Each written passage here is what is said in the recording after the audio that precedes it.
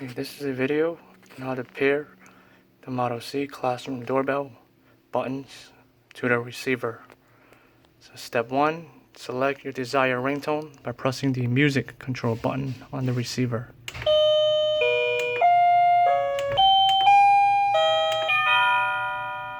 So step 2, press and hold the volume control button on the receiver for 5 seconds.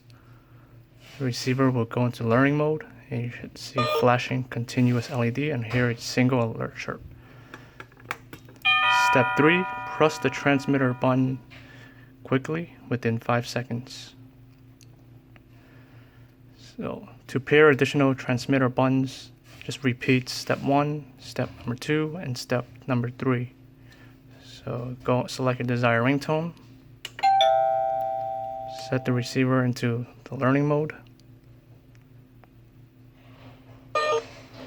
pair transmitter number 2.